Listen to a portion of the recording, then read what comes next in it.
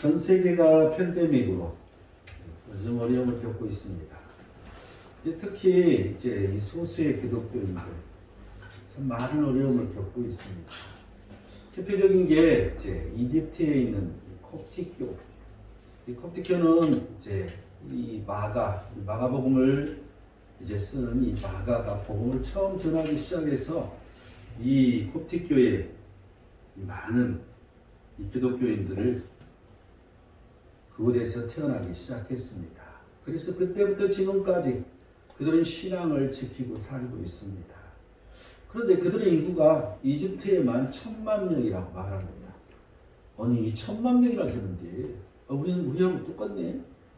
그런데 왜 그들은 힘을 못 피고 어렵게 사는 걸까? 그 나라 인구는 1억이 넘습니다. 그래서 약 10%가 콥틱교인인데 1000만 명이다. 그 10사람 중에 1명이기 때문에 길을 못 피는 거죠. 또 10사람 중에 9명이 무슬림이기 때문에 무자비한 폭력을 행사하고 있습니다. 그래서 너무나도 억울한 일을 매일매일 당하면서도 말을 못하고 살고 있는 것이죠. 여러분 이러한 그리스도인들이 이 세계 각처에는 너무 많이 있다는 사실입니다. 내가 이 동영상을 하나 이 세금설 밴드에다 올린 게 있는데 그 동영상을 보면 지금 이 세계의 팬데믹을 뭘로 봐야 할 것인가? 이건 정말 이 세상 끝날의 재앙으로 봐야 될 것인가? 그러면서 지금 이스라엘을 말하는 이스라엘은 지금 초막절이 시작되는 것이죠. 그래서 이 초막절은 무슨 의미를 갖냐면 결실을 거두는, 그래서 결실 때에 이 곡식의 이 결실을 할 때, 이 곡식을 거둘 때가 바로 이 초막절 이제 행사가 시작되는데 그 모든 것을 할 수 없게 됐다는 거죠. 그래서 왜 하나님은 이러한 일이 일어나게 하셨을까? 여기에 의구심을 이제 이 캐션 마크를 붙이면서 그 바로 결실의 때이기 때문이라는 것이죠. 우리의 사명은 복음이라는 것입니다. 우리의 사명은 이러한 어려운 이 때는 이제 많은 자들을 거두는 그 결실의 때가 다가오기 때문에 복음을 들고 이 세상 땅까지 갈 수밖에 없는 그런 우리는 사명을 가졌다고 아마 그 동영상에서는 얘기하는 것을 보았습니다. 이처럼 이 전 세계적으로 많은 교회가 어려움을 당하고 있고 많은 교회들이 이제 흐트러진 이런 상황에 놓여 있습니다. 오늘 우리가 이 본문의 말씀을 보면서 우리는 하나님이 원하시는 지체입니까? 하나님께서 정말 내게 원하는 그러한 지체로 나는 살고 있는지 한번 되새겨보면서 우리가 교회라는 것, 그리스도의 몸인 교회라는 것을 인식하기를 원합니다. 하나님이 원하시는 지체입니까? 어떤 지체가 하나님이 원하시는 지체입니까? 첫 번째 20절을 보면 이제 지체는 많으나 몸은 하나라고 말합니다. 첫 번째는 한 몸으로서 지체라는 거죠. 여러분 그리스도의 몸으로서 지체라는 거야. 쉽게 말하면 그리스도의 몸인 공동체 속에 내가 하나라는 것이죠. 그런데 내 개인적인 하나가 아니라 나 같은 하나, 성령에 임하여서 성령의 전인 내가 모임으로 말미암아 우리는 한 몸이 된다는 그런 의미를 가지고 있습니다. 이 교회는 흩어져 있는 그러한 사람들이 모이는 곳이 교회입니다. 그래서 우리는 아무리 어렵더라도 모여서 예배할 수밖에 없는, 이게 바로 우리의 하나님을 향한 열망인 것입니다. 또한 하나님을 향한 언약이라고 우리는 생각할 수 있습니다. 이 그리스도의 몸으로 지체는 그런데 어떤 특성을 가지고 있을까? 오늘 18절을 볼까요? 그러나 이제 하나님이 그 원하시는 대로 지체를 각각 몸에 두셨습니다. 하나님이 원하신 대로 지체를 그리스도의 몸 안에 두었다는 거죠. 우리를 이 장대교회에 불러주시는 것은 하나의 지체로 하나님께서 우리를 부르셨습니다. 이 그리스도의 몸으로 이 지체가 되는 이 특성 중에 하나는 다양성이라는 것입니다. 여러분 남자도 여자도 또한 어린아이도 또한 늙은이도 또한 학식이 많은 사람도 학식이 적은 사람도 또한 가난한 사람도 또한 부자도 이런 거 상관없이 모두를 하나님께서 부르셨다는 거죠. 그래서 이 한 몸, 이 공동체는 교회는 다양성이라는 것입니다. 그래서 다양성을 인정하지 않으면, 이 다양성을 용납하지 않으면 항상 갈등이 올 수밖에 없다는 것을, 이런 구조가 교회라는 것이죠. 이런 사람 저런 사람 서로 인정하고 이해하고 화합을 해야 한다는 것입니다. 다양성을 인정하면 창의력이 발생됩니다. 항상 많은 좋은 일들이 일어나는 것이죠. 그러나 단점은 강한 개성이 드러납니다. 개성이 강하게 나타나면 의견이 많아지는 거죠. 의견이 분부하면 하나 되지 못하고 다툼과 분쟁이 일어날 수밖에 없는 것입니다.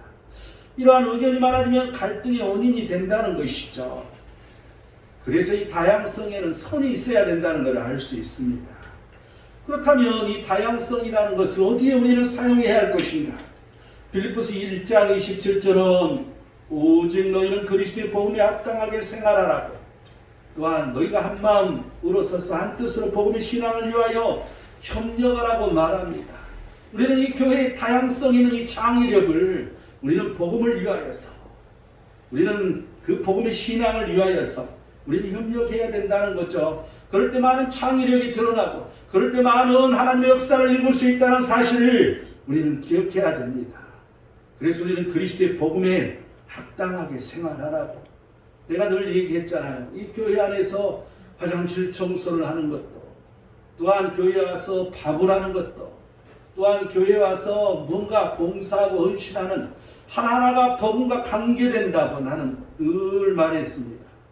여러분, 모든 것들이 그리스도의 복음에 합당한 이러한 생활로 우리는 나아가야 할 것입니다.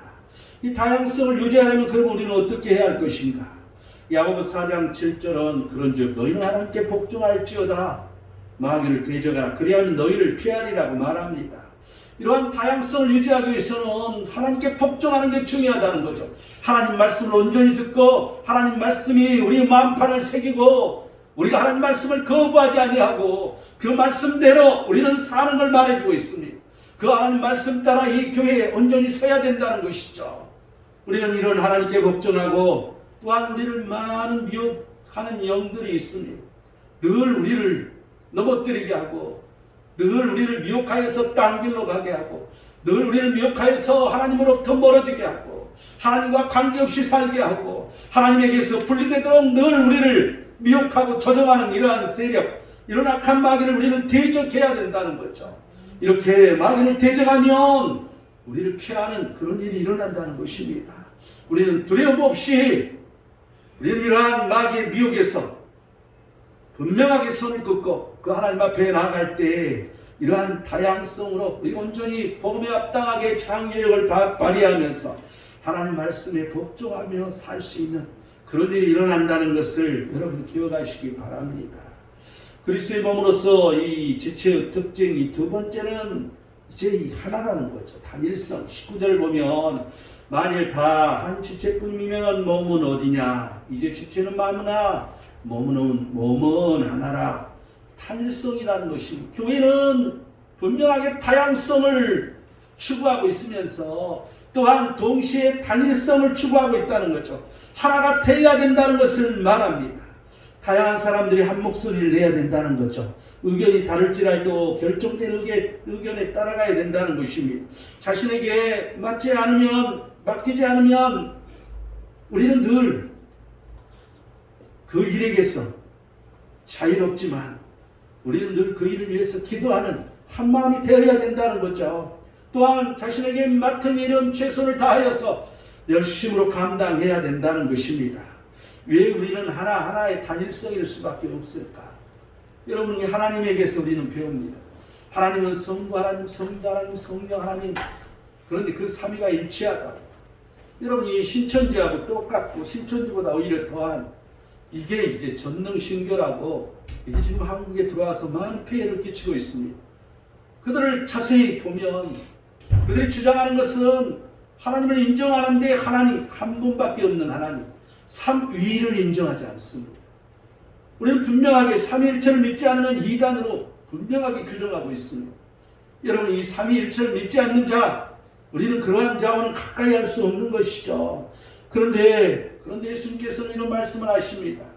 아버지가 내 안에 내가 아버지 안에 거한다고. 여러분 그 하나님 성부 하나님이 예수님 안에 있다는 거죠. 예수님이 그 성부 하나님 안에 있다는 거죠. 여러분, 우리는 이걸 페리콜레시스라고 이제 라틴어로 얘기합니다. 그래서 이건 일치를 얘기하는 거예요. 이게 각각 하는 그러한 일들 역할이 다른데 하나라는 거죠. 하나가 된다는 것이죠. 예수님은 여호와 하나님의 뜻대로 행했습니다. 성령 하나님은 하나님의 뜻대로, 이 성령은 예수 그리스도의 영이라고 말하고 또한 성부 하나님 여호와의 영이라고도 말합니다. 그래서 그 성령은 하나님의 뜻대로만 움직이게 되어 있습니다. 이처럼 하나님은 질서의 하나님이라는 것이죠. 하나님은 질서를 항상 원하신다는 것을 알 수 있습니다. 그 질서는 그리스도로 일치하는 걸 말합니다. 그 질서는 그리스도와 연합하는 것을 말합니다.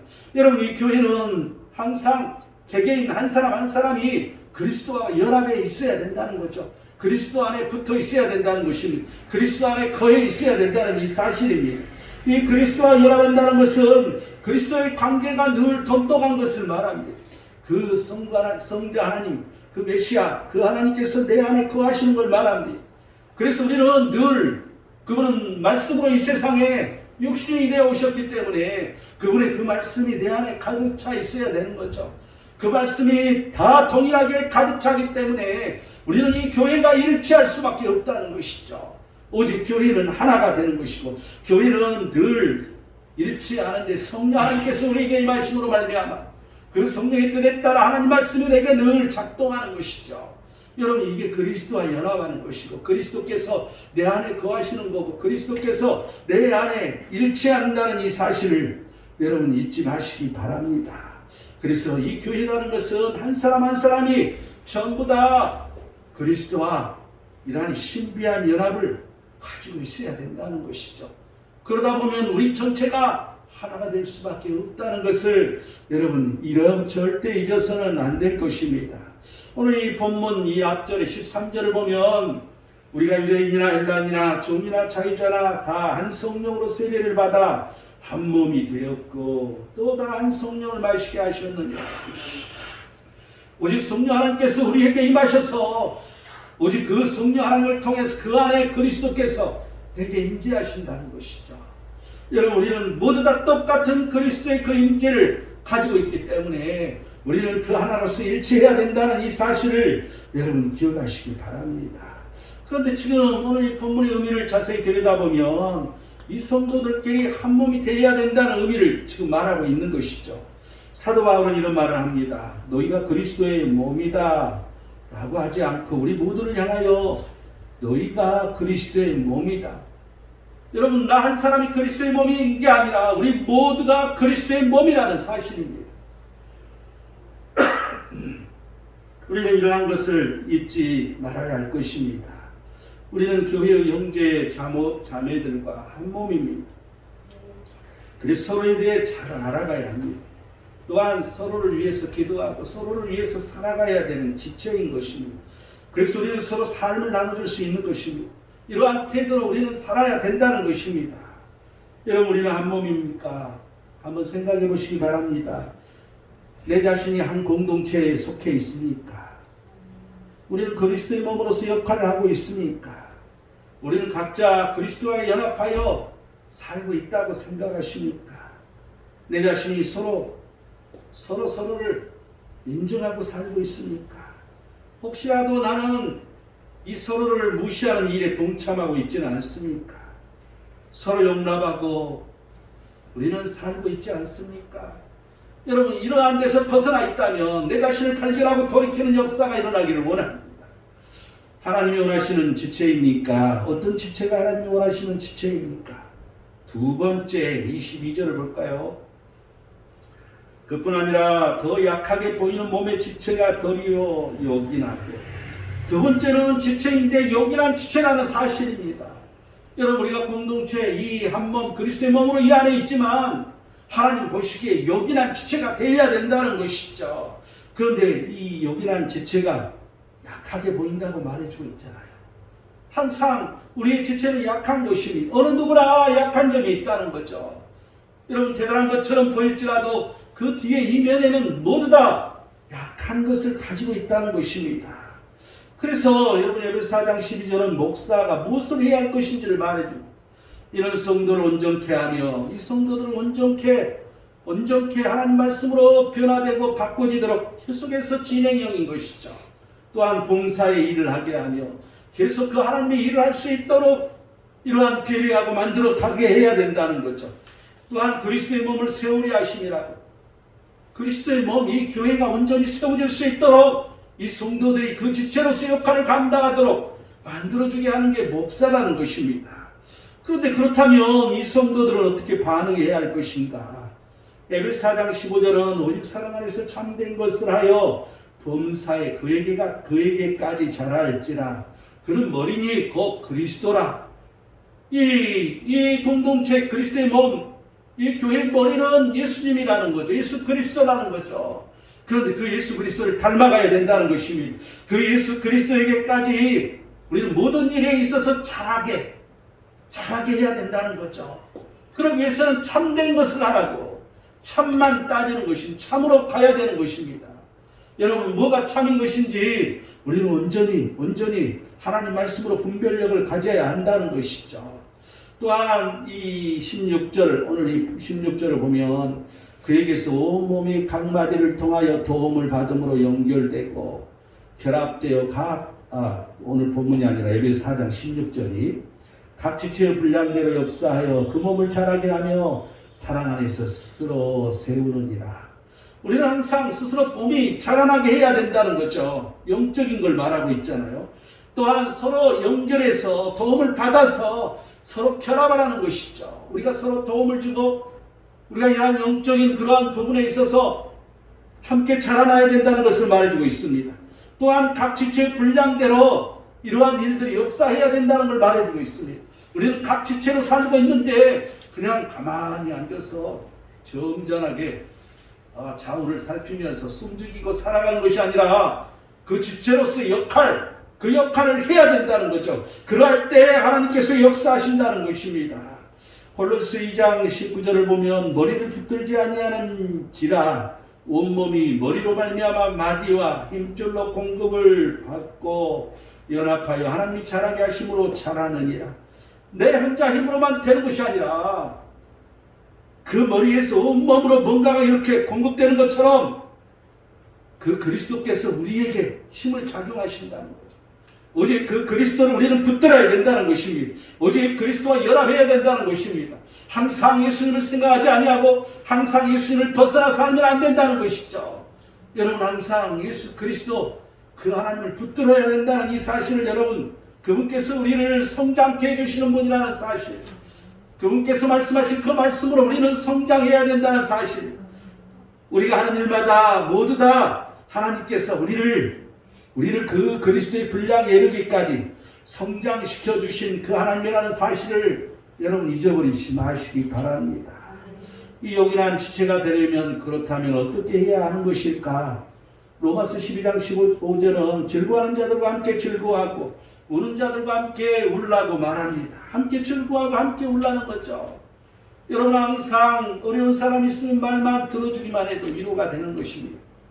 뭐라고 내가 말할 이유도 없고 그냥 그래 하고 들어주기만 해도 우리에게는 커다란 위로가 된다는 이 사실을 여러분 기억하시기 바랍니다. 또한 로마서 12장 9절에서 이제 12절까지 쭉 내려다 보면 사랑에는 거짓이 없나니 악을 미워하고 선에 속하라고 말합니다. 항상 우리는 하나님 말씀을 붙들고 살아야 되는 거죠. 하나님 말씀이 선이 되어야 된다는 것입니다. 아버지, 우리가 생각하는 이 세상에 선이 아니라 하나님의 말씀이 선이라는 것이죠. 하나님 말씀이 기준이 돼서 그 말씀을 투영하면서 우리가 살아야 된다는 것입니다. 또 계속해서 10절을 보면 형제를 사랑하여 서로 위하고 존경하기를 서로 먼저 하며, 우리는 항상 서로 먼저 해야 되는데 무엇을 먼저 하냐면 사랑하는 것을, 우애하는 것을, 존경하는 것을 서로 먼저 해가는 것이죠. 여러분, 이러한 것들이 늘 있을 때 우리는 요긴한 지체가 된다는 거죠. 또한 부지런하여 게으르지 말고 열심히 품고 주를 섬기라고 말합니다. 항상 우리는 부지런해야 돼. 우리가 항상 새벽에 일어나서 기도하고, 또한 우리가 항상 게으르지 아니하고 늘 교회에 와서 예배하고 또한 개인적으로 이 경건의 생활들, 말씀을 보고 기도하는 생활들, 여러분 이처럼 우리에게 중요한 것은 없습니다. 그런데 나 혼자 영적으로 살찌는 것이 아니라 그러한 영적인 그러한 것들을 우리는 풀어야 되는 거죠. 이 세상에 내놔야 되는 거죠. 교회에 내놔야 되는 것이죠. 오직 하나님께서 원하시며 뜻하시는 그런 일을 향하여서 달려가야 된다는 사실입니다. 또한 12절은 소망 중에 즐거워하라고, 환난 중에 참으라고, 기도에 항상 힘쓰라고. 우리 늘 요긴한 지체가 되기 위해서 항상 우리는 기쁨이 있어야 돼요. 우리가 우리끼리 즐거워하는 기쁨이 아니라 하나님의 영이 임해서 우리에게 넘치는 그 평강 임하는 것을 말합니다. 또한 우리는 어떠한 일이 있어도 인내하고 끝까지 기다려주고 끝까지 서로 참고 이러한 것들이 있어야 되는 거죠. 그런데 그러기 위해서는 기도하지 않으면 안 된다는 것입니다. 항상 기도할 때 이런 일을 이룰 수 있다는 사실을 여러분 기억하시기 바랍니다. 데살로니가서 5장 14절은 게으른 자들을 공개하며 마음이 약한 자들을 격려하고 힘이 없는 자들을 붙들어주며 모든 사람에게 오래 참으라. 여러분 지금 이 시대는 서로 간에 무슨 말을 못하는 시대예요. 조금만 뭐라 그러면 상처를 받고 조금만 뭐라 그러면 서로 반복하는 이러한 이 세태, 이게 세상입니다. 그러다 보니까 교회 안에서도 그 사랑이라는 게 점점 식어져 갈 수밖에 없는 것은 그런 현상이라는 거죠. 그런데 이 교회 안에서 오래 참으면, 기다려주면, 뭔가 서로 섭섭하더라도 기다려주고 기도하고 끝까지 인내하면 어느 날 달라질 수 있다는 것이죠. 여러분 이처럼 우리에게 중요한 것은 없다는 것입니다. 우리는 늘 성도들을 위하는 마음을 가져야 된다는 거죠. 항상 내 자신뿐만 아니라 서로를 위하는 이 마음이 강할 때 그 하나님께서 함께 하신다는 이 사실을 여러분 잊어버리지 마시기 바랍니다. 이 요긴한 이 지체는 이제 이 약하게 보인다고 했는데, 두 번째로는 이제 21절을 보면 눈이 손더러 내가 너를 쓸데없다 하거나 또한 머리가 발더러 내가 너를 쓸데없다 하지 못하리라. 역할이 있다는 것입니다. 머리는 머리의 역할, 발은 발의 역할, 손은 손의 역할이 있다는 거죠. 이 말은 뭐냐면 하나님께서 주신 은사가 있는데 그 은사대로 그 위치에 서서 그 맡은 일을 열심히 해라는 거죠. 그런 자신의 일은 하지 아니하고 남들이 하는 것을 늘 쳐다보면 늘 비판이 생기는 거고 늘 시험이 생기는 거고 늘 넘어지는 일이 생긴다는 것을 우리는 기억해야 할 것입니다. 로마서 12장 3절은 마땅히 생각할 그 이상의 생각을 품지 말고 오직 하나님께서 각 사람에게 나눠주신 믿음의 분량대로 지혜롭게 생각하라고 말합니다. 하나님께서 우리에게 각자 그 믿음대로 나눠주신 게 있다는 것입니다. 그래서 우리는 그 믿음대로, 믿음의 분량대로 우리는 이 교회 안의 삶을 살아야 된다는 것을 여러분 잊어버리지 마시기 바랍니다. 자신의 약함을 우리는 인정해야 됩니다. 우리는 내 믿음의 분량이 정말 엄청나게 큰 게 아니라 어느 선에 있다는 것을 인정해야 됩니다. 그래야 하나님 앞에 교만하지 않습니다.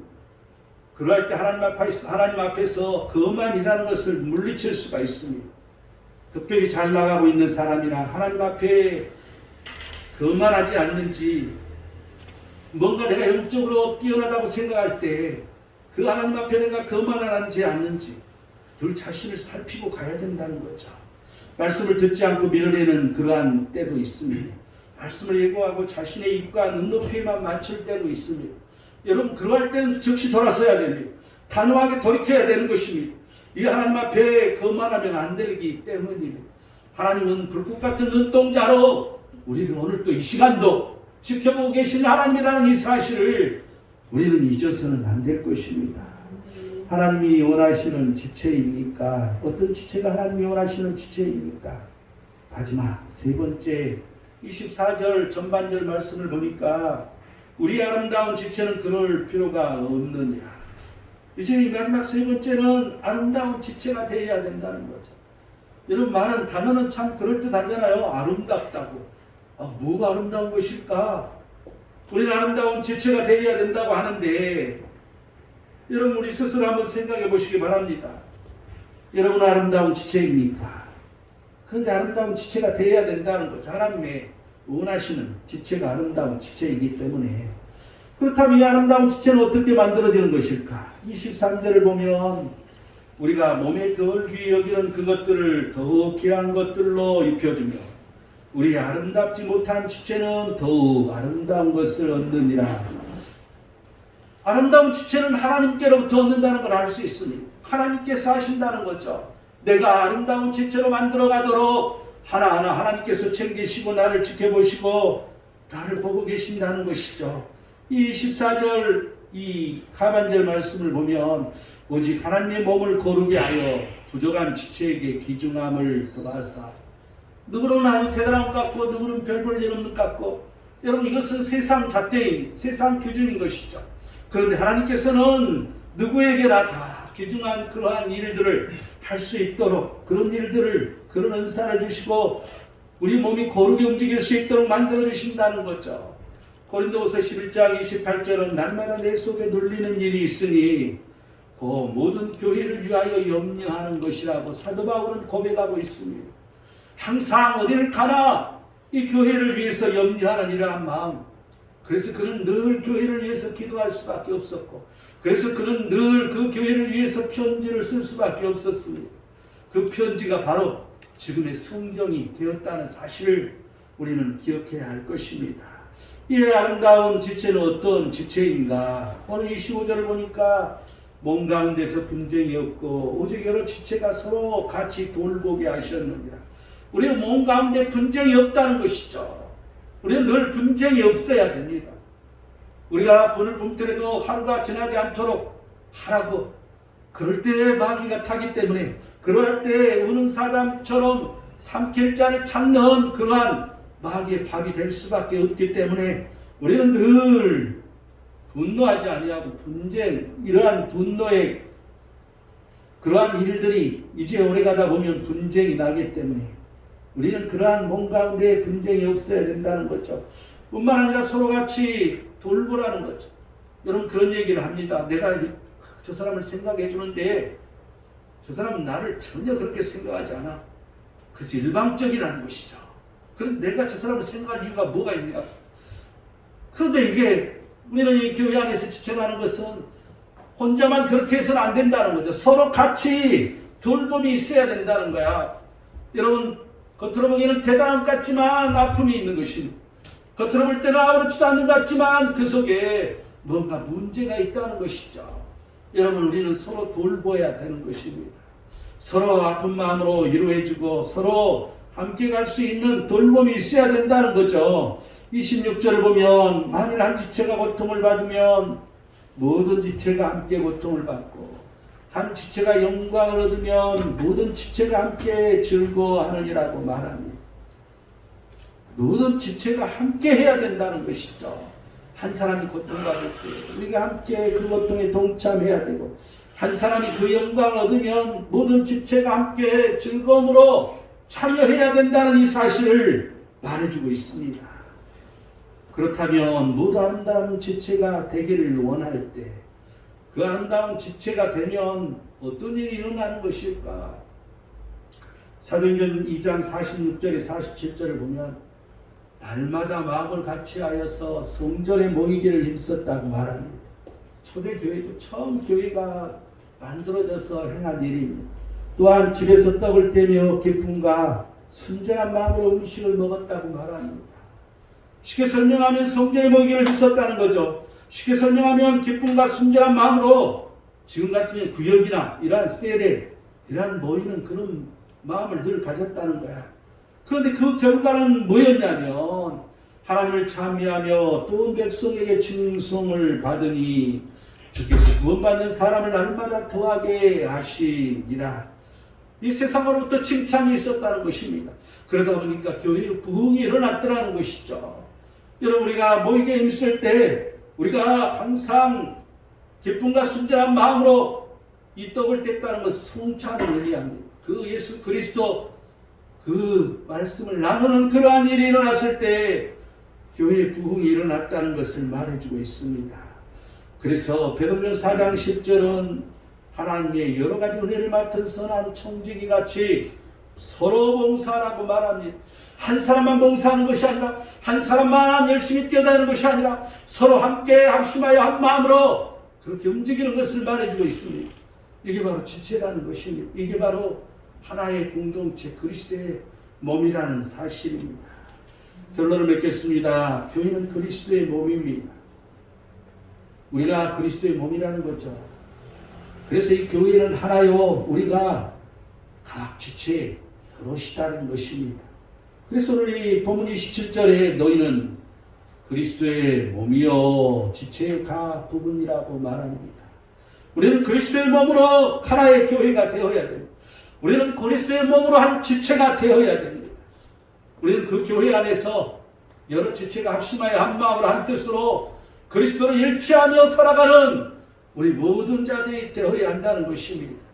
그러할 때 교회는 부흥한다고, 그러할 때 교회는 일어선다고, 칭찬을 받는다고, 이 말씀은 오늘도 우리에게 증거해주고 있습니다. 우리 창대교회 우리 모든 성도들이 진정한 그리스도의 몸으로, 진정한 그리스도의 지체로 교회 부흥을 이루는 놀라운 역사를 보는 이러한 일이 충만하기를 축원합니다. 기도하겠습니다. 하나님은 영이셔서 오늘도 말씀하시니 아버지여, 우리가 진정으로 그 하나님의 영광 아래 거하기를 원하오며, 진정으로 하나님 말씀 아래 거하기를 원하오며, 진정으로 하나님의 뜻 따라 나아가기를 원하옵나니 아버지여, 오늘도 말씀하셔 주신 대로 우리가 승리의 길을 갈 수 있도록 축복하여 주시옵소서. 거룩하신 예수 그리스도의 이름으로 기도드립니다. 아멘.